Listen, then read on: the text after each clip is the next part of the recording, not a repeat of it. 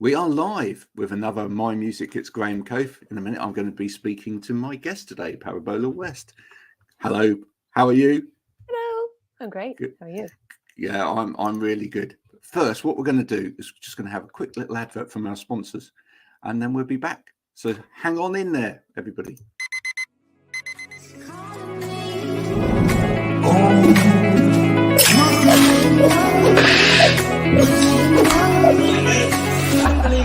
I need to get going, Mel. See you later.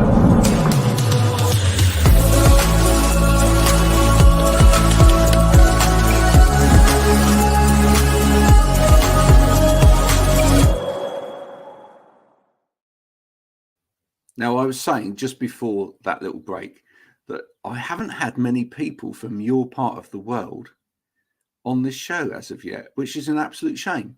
Well, And actually, because it works out quite well, because it's late where you are, or getting late where you are, and early where I am. But that works out fine. Sometimes when I do these things with people in America, the time differences are really a yes, struggle. the Because time differences can be really challenging. So now this works out well. This is great. yeah, no, this is fine. So it's not too late that you need to get to bed. But No, it's it's like 8 p.m. here. yeah, that's fine. It's great. That works out well, because it's what, it's a 12-hour difference. Well, we've just done our daylight savings adjustment, so it's I'd get a little bit confused whether or not we're Yeah, ahead or behind. 11 or 12-hour difference. Yeah, That's right. 11. Yeah, absolutely. But where are you? Just to let everybody know. So I am in New Zealand. I'm in the North Island, in a little beach town called Raglan, which is on the west coast. Oh, sounds absolutely lovely. Is the weather? Is it true? Is the weather there in New Zealand fairly similar to the UK, but maybe a little bit warmer? Well, I think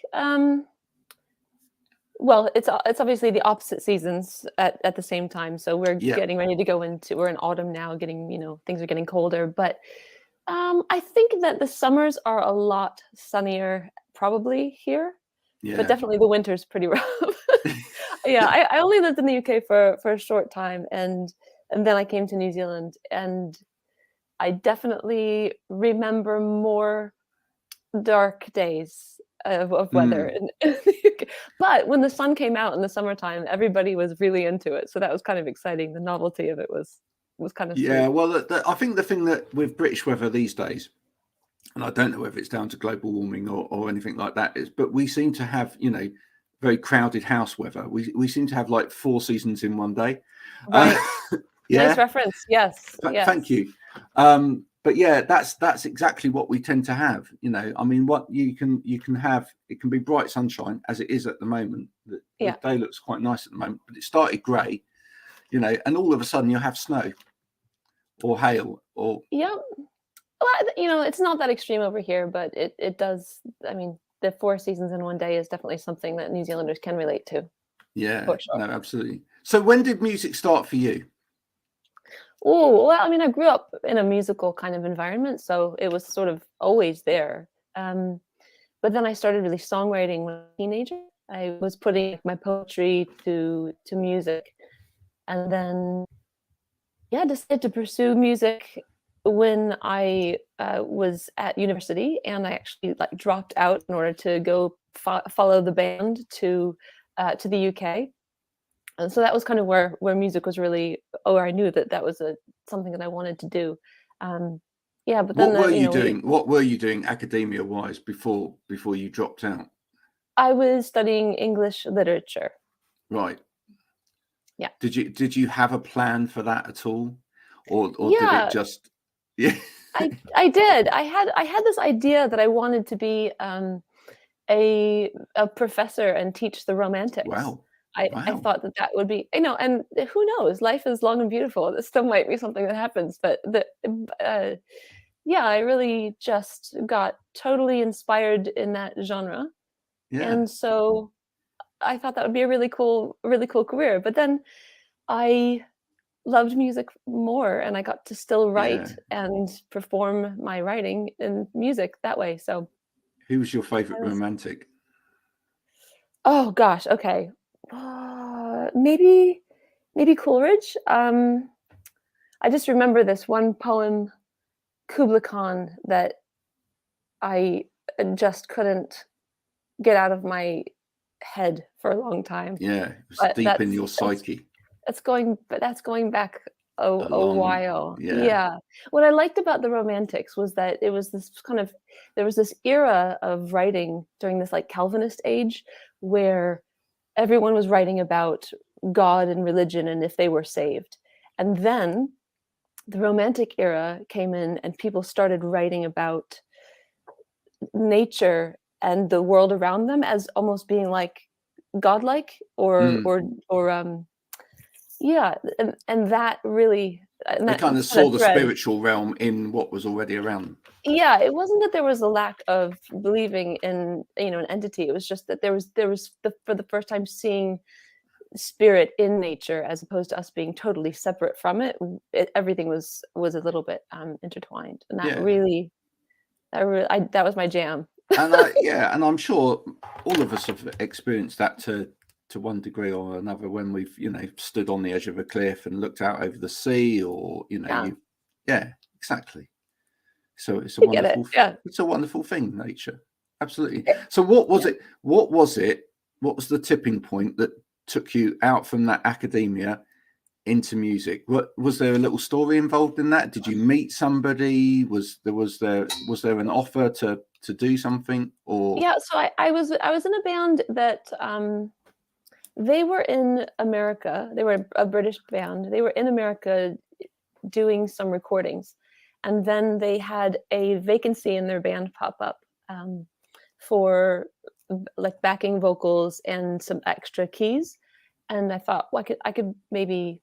I think I found an ad on somewhere on the internet. I mean, this is years ago, so this is before, you know, everything with all the social media was the way that it is now, and that's kind of how it all started. And then they went back to England, and I was still in America, and I thought, I can't, I'm in school. I got to do.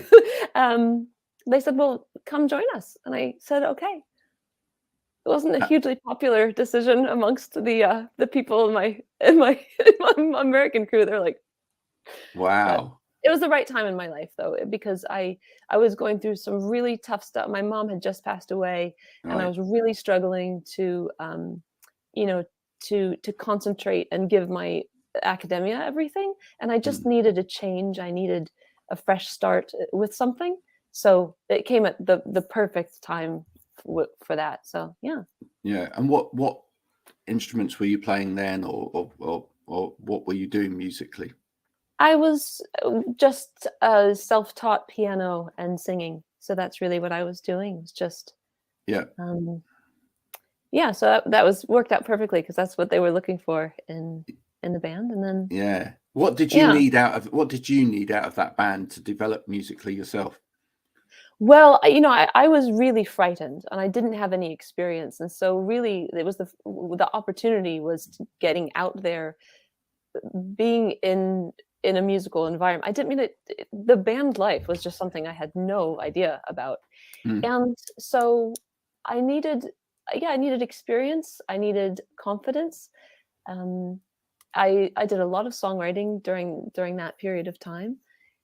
And I mean, we were only together for a short period of time, and then I ended up meeting somebody from New Zealand when I was in England, and I ended up coming to New Zealand with him, and the band just was breaking up, and so that was how weird is that?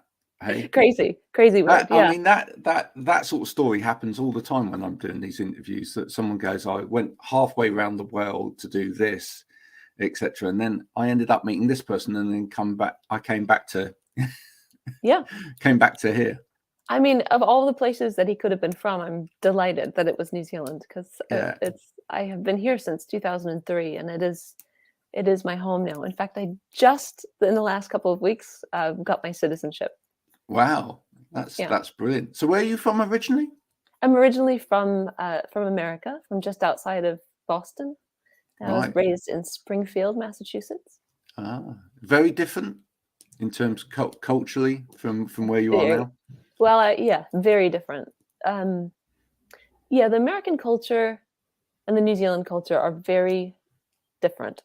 It's hard to pinpoint exactly what it is, but I think one of the things I really notice when I go back to America is that there's this sort of frenetic energy around how busy you are and how much you work, and that there's this sort of it's like a pride in how busy you are. There's not a work-life balance culture. No, and it's there's and so people in New Zealand would be saying, you know, wow, that doesn't seem appealing at all, you know. So there's that kind of sense of yeah.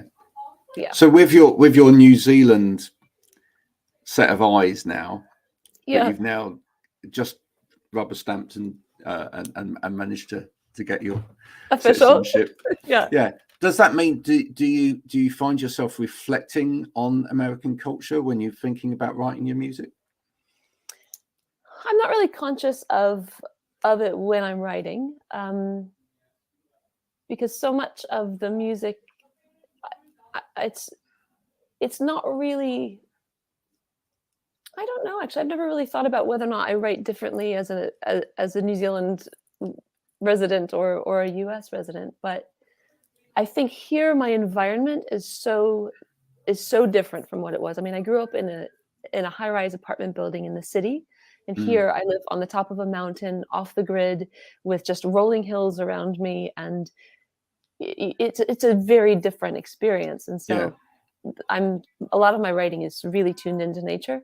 I was going to say, I mean, listening to the album that was sent over, Stars Will Light the Way. I mean, that to me feels like you're coming from a place where you're surrounded by nature.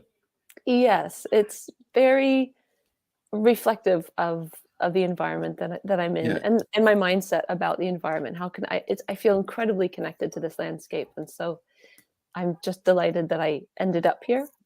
Yeah, influences. I mean, listening to music like this, I'm drawn comparison-wise, obviously, to people like Enya, not from a stylistic point of view necessarily, but just from but just from that point of view of the space in the music, and also, as you say, that kind of connection to the landscape and the, you know, nature and things like that. Well, Enya is amazing. I envy Enya's life. She lives in a castle and releases a record every 10 years. It doesn't have to do anything, and everybody just clamors for it. So she is winning at life, as far as what a great way to my be. markers are. Yeah, right. And there was a period of time where Enya was the song.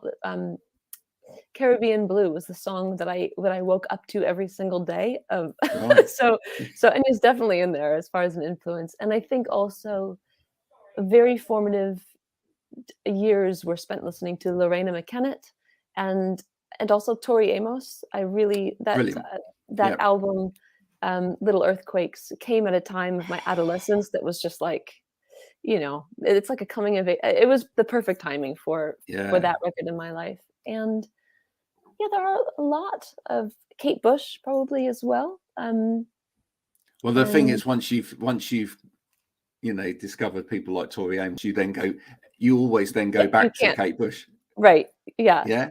Yeah. And then I also really got into synth pop, and I loved my sister had a lot of music. Like, she got me into Depeche Mode and New Order. And then later on, I kind of discovered other synth pop bands, and more recently. And so you hear that as well in your music.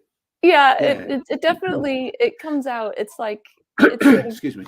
It's sort of like if somebody was creating a Middle Earth soundtrack, but with a synth pop band. You know, it's like I know. Yeah, because there are elements in there as you listen to the album. There are elements where you go, okay, this is, you know, this is going to be like, oh, and there's a little we're dancing now. Yeah. Yes, there is a little bit of dancing. Yeah, there is a bit of a four on the floor kind of beat thing going on. So I have two producers on this album, and they're both brothers, and they both have very different styles. And so it's really, really cool working with them, because they work so well together, but it's so different. So when we sit in a room, in fact, the three of us were never in the same room on this record. It was always me with one of them and me with the other. and then we all had to be in lockdowns and isolations and things. So we were doing things remotely, but the different styles definitely come out. Yeah, the synth pop there are moments for sure. You've got a song on the album, No One Can Get Me Here. Where's here? Oh, nature. No One Can Get Me Here is basically like when I am, when I was writing the song, I was visualizing somebody sort of, it's that sunset, dusky weather, and the sky starts looking like a painting, and it's just this feeling that in the safety of nature and the trees and the night sky, like nothing bad can happen. Yeah, it's just like hiding away in nature. Yeah.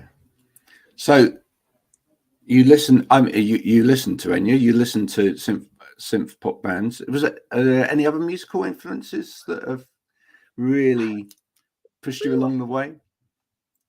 I mean, I'm trying to think of you're sort quite of open in terms of what you listen to musically. I like a lot of different types of music, and then really my husband he's got a very different kind of taste. So he really introduced me to a lot of that more like 90s rock kind of style, because that was sort of his jam, and a little bit of hip hop, but. Yeah, we sort of. How do you reconcile that in your house? I mean, because that's always quite interesting. Thank you for asking. Yes, that has its moments. So, we have like a little workout area in our house, and if you're working out, you can listen to whatever music you want to, because that's your time, right? But we have a playlist that we have curated together that is our kind of go-to, and it's on my Spotify. It's called Beautiful Darkness. And we both love all of the songs on that. Wow! So that's kind of how we.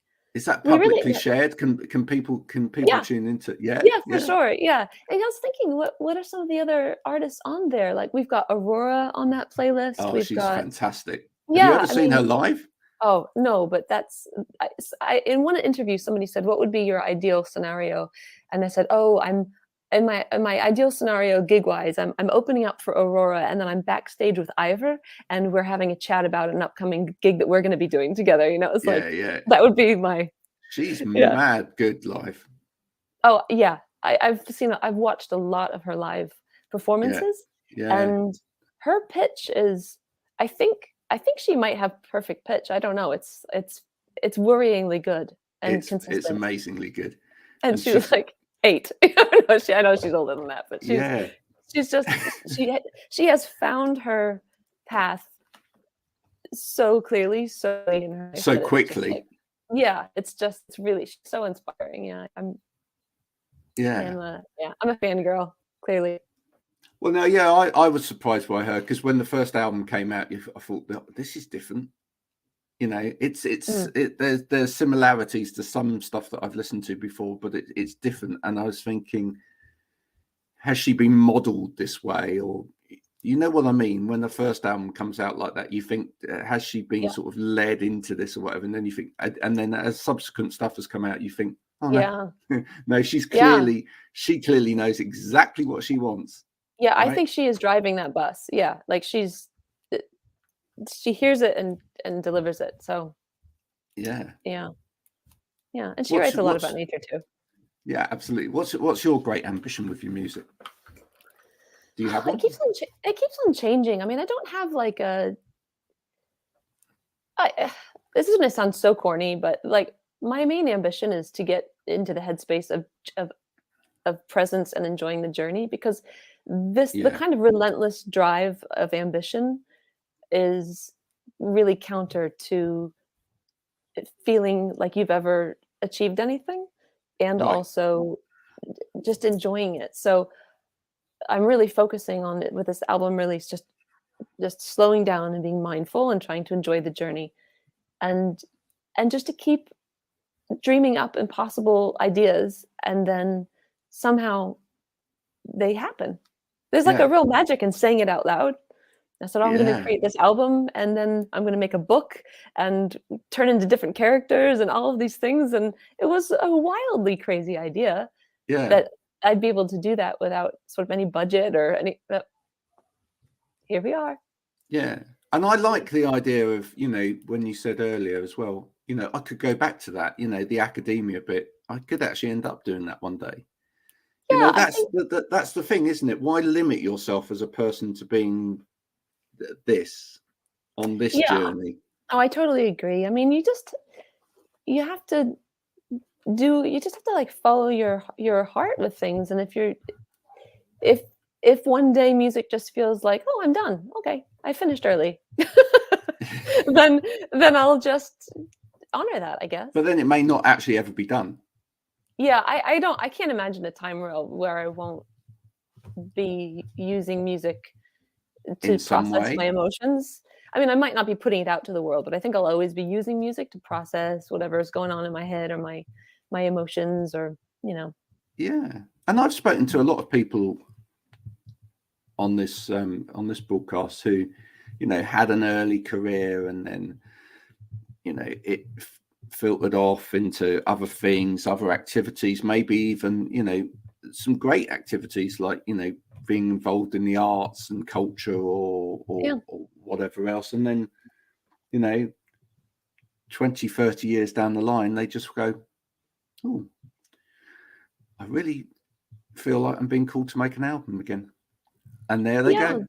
I Sometimes think that's rather nice, actually. I agree. I think that sometimes you need space and life experience and things to happen in order to motivate you or inspire you to write an album. And if you're just only doing the one thing all the time, Can that be a problem with some modern music? Is that drive for people to be pushing stuff out all the time? There's just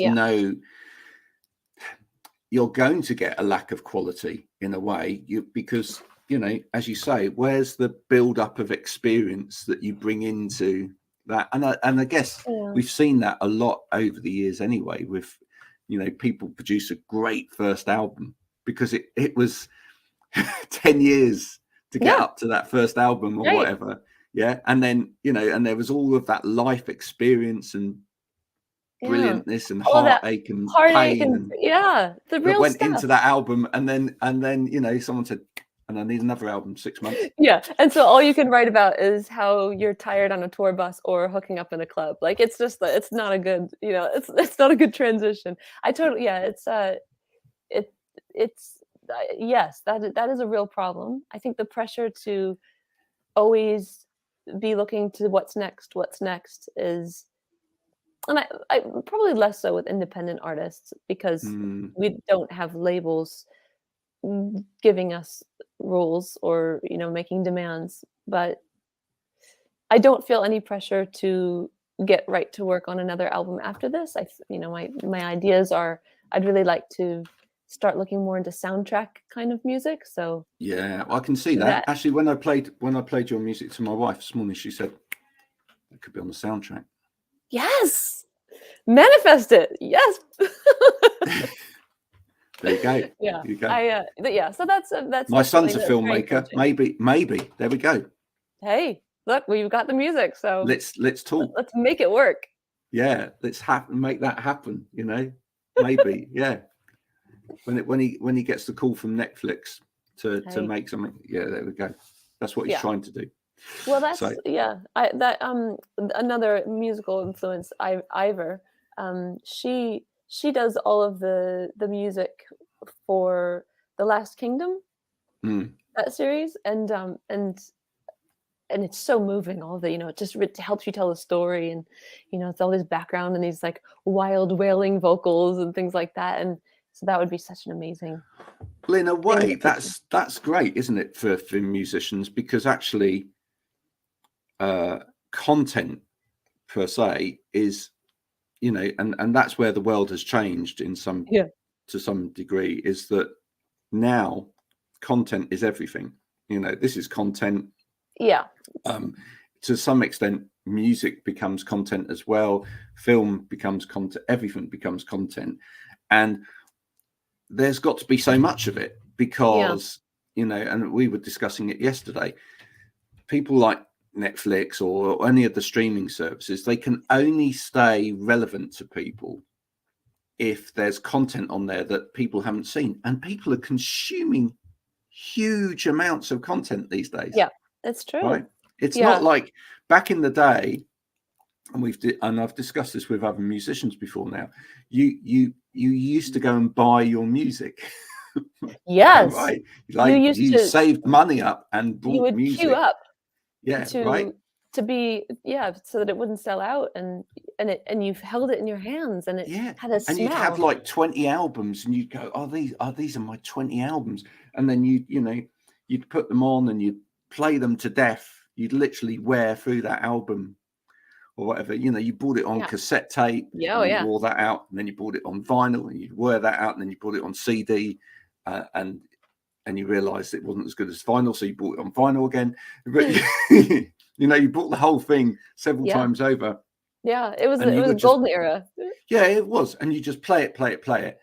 And now it's just like, there's just got to be so much stuff. It's a bit like cotton candy. It's kind of just everything.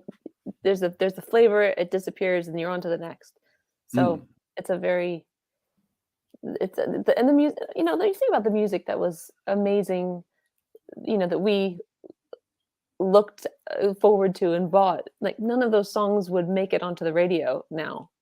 They wouldn't be hits. They would be too long. They would be too experimental. The formula is not quite right. It's just all of it. So there will have to come a reckoning in the music industry as far as the way people are consuming and what, so that we don't lose great art, and great sound because of a lack of listeners. Well, I think musicians are creatives. Excuse me. Musicians are creatives, right? Yeah. And I think it's just about being creative with these platforms. It's about being creative with the way that you go to market. It's about being creative in everything, right? And I've kind of seen that with some musicians. I really love. I mean, I talk about that again with musicians as well. I've had this crazy T-shirt idea where I've said, look, what musicians need to do is do a T-shirt. They need to put, yes, I listen to, Parabola West on Spotify, but I've given her 10 quid for a T-shirt, because that's a better way. Yeah. Let's be honest about it and say, I'm getting the music for free. Yeah. But I'm going to give this person some money for something tangible. But I'm seeing it more and more. I've had artists on here that have said, right, I've written a book, and then I'm putting the music out with a book. Yeah. Or I've worked with someone that's written a book, and then I've put the music to the book, and then it's a package together. Yeah. Or one guy that came on said he was working on an art exhibition with someone. So you go to this art exhibition and you listen to the music at the same time. Right. I think people are just going to get creative with it. It's about making it an experience, and trying to find new ways to get your music heard and appreciated in a way that's not just so stream next 20 seconds next, that kind of thing. Yeah. To bring it back to being like art. But I think that over this whole last few years, where live shows really stopped for a long time, I did really notice an increase in people tipping, doing tip jars, and there's even like on Spotify that option to add your PayPal. So there's an awareness now that the right thing to do is, if it's if it's an artist that you're really enjoying and they're not able to earn a living and you're getting everything for free, then I think that became a much more mainstream behavior. So which I think is great, because the industry needed that. You mentioned Tori Amos earlier. Yes. And have you read her book? I haven't. No. Oh, read her book. It's really good. Oh, I should. And it was interesting because there is a parallel there. One of the things she talks about in her book is that not enough artists actually put time into the time between writing. Yeah, Well, because she feels that she has to immerse herself in something in order to get the experience that will then take her into that next bit of writing. Yeah, you do need to have something in your tank to draw from. Yeah. And whatever that is, if it's experience or inspiration or just energy because you're not tired anymore, or it's you have to. And I think she feels that you can deliberately do that you can actually make yourself do that. And some artists are a little bit lazy, that they just they're waiting for that next experience to happen rather than going right. No, do you know what, I'm going to go to this part of the world, or I'm going to do this, and that's going to feed me ready for this next writing experience. Interesting. Yeah, that's a really I will read her book. It sounds like she's got some solid advice, which doesn't surprise me at all, because she's also had an amazing career. Yeah. She was the first person I ever saw play two pianos at the same time, and I thought, wow, that's pretty amazing. She was the second person I saw do that after Rick Wakeman, I think. Right. Well, it was pretty impressive.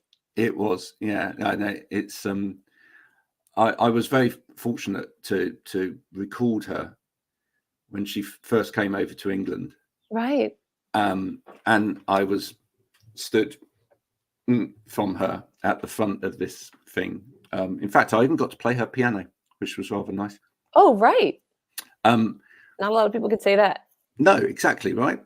I didn't play it anywhere near as well as she did, but I did play her piano. But the thing is that immediately what struck me with her was just the energy coming off of her. There was just this unbelievable energy coming off of her. Right. Yeah. She comes across with intensity, for sure, in like a self-possession that I always admired when I would watch her interviews when I was younger, and she was very, very self-possessed. Yeah. So just to round up, for anyone that is going to now be really curious about what your music sounds like and is going to go and investigate your album, how would you describe your album? Well, the album is really designed to be a multi-sensory experience. There are some amazing visuals that go with it if you get the deluxe book. And in the sound, there are healing frequencies that, things are tuned in certain ways in order to provide a kind of a relaxing feeling. And it's just a journey through these different characters and a soundscape of lushness. You've sold it so well. You have. Now, where do people go and hear it? Well, it will come out on the 29th of April. Yep. And so whatever platform is your go-to, then you will be able to find it there. But also, if you would like to buy it on CD, or if you'd like to buy the deluxe album book directly from me, you can go to my website, which is www.parabolawest.com. Why would you not want to do that, folks? It's a great question. That's my favorite question today. It's the only question that really ever needs answered. Why would you not want to do it? But thank you so much for talking to me today. The last question I quite often ask people, I think we may have already answered it, but we'll go there just in case. Okay. Is if you could work with anyone musically, alive or dead, who would it be? Oh, there are so many. That's really hard to just say one. It is, isn't it? Well, you can say several then.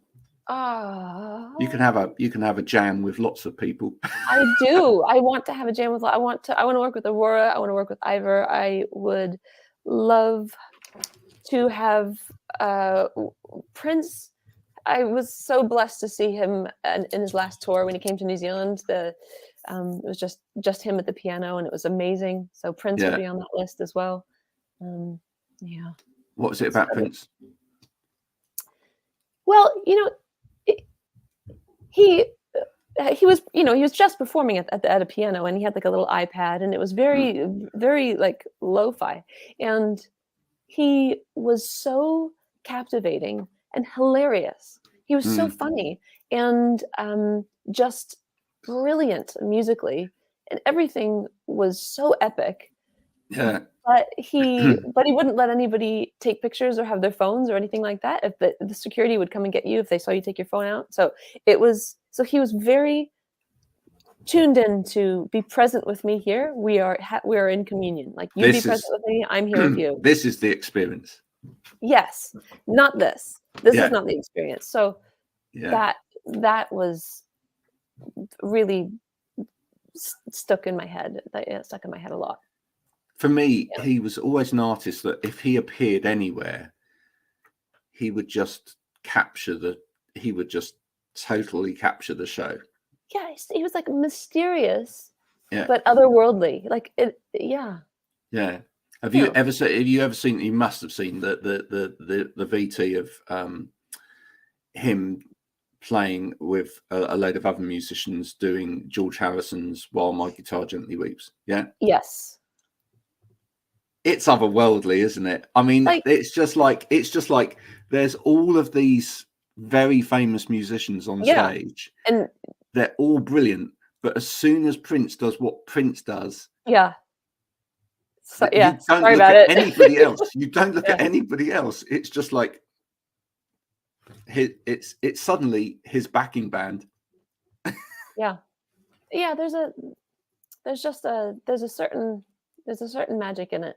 It's hard to pinpoint exactly. I wonder when he realized that he had that ability, or maybe he just always knew it. I don't know. Yeah, he certainly could read a song probably better than anybody, and read a song at a time better than anybody.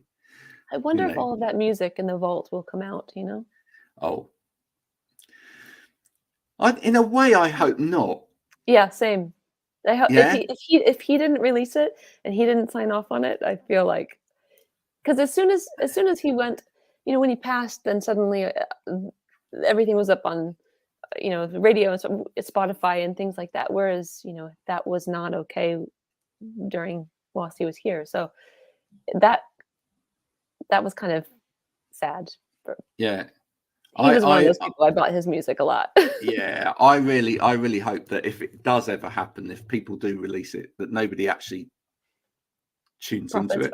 Yeah, I don't know. Yeah, and well, someone will profit from it. But I just hope that a lot of fans just go, do you know what? No, I'm not listening to that because he didn't want it, and I'm just going to respect that. Hopefully. Yeah. Who knows? I'll be one of those. I'll be one of those that said, no, I don't care how good it is. I'm not listening to it. Whilst I agree with you, it would eat me alive not to hear it if it was out there. But I probably would also abstain. But I would be like, oh, wonder what. Parabola, it's been an absolute pleasure talking to you this morning.